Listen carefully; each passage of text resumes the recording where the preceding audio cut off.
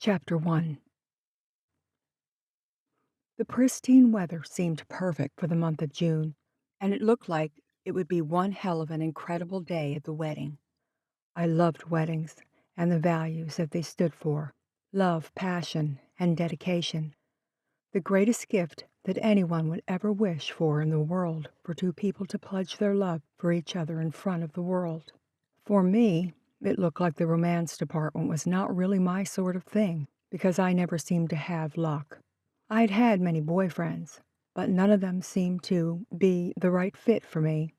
Or could it be that I was just being stubborn and had set my standards way too high? I did deserve someone to love me, to cherish and appreciate me. At times, I wondered if there was something about me that kept men away, except the bad ones, like the king of players who was escorting me down the aisle.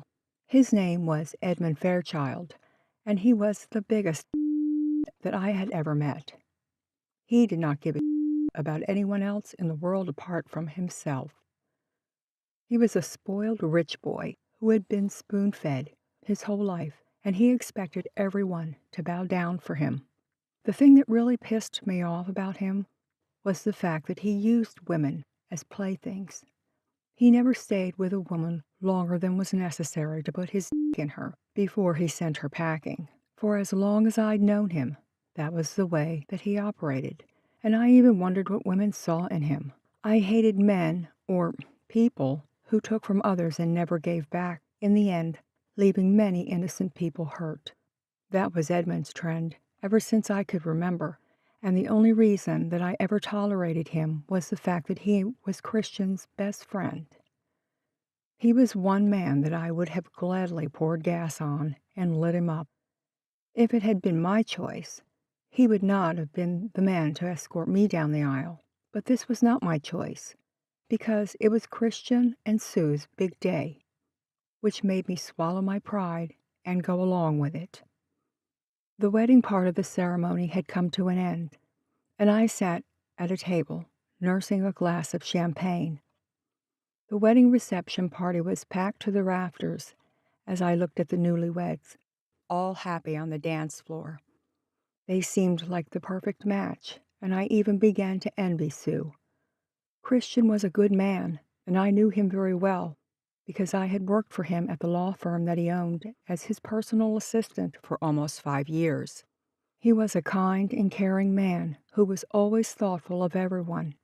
He had even adopted a new kitty for me when my cat had died a few months ago. Sue and I were best friends, and she had fallen in love with Christian, loving him with such an intensity that made me wonder if it was possible to love like that.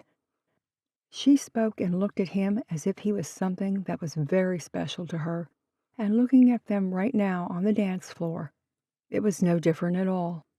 As a matter of fact, the love between them seemed to have turned up a notch, and looking at them, I felt myself burning inside.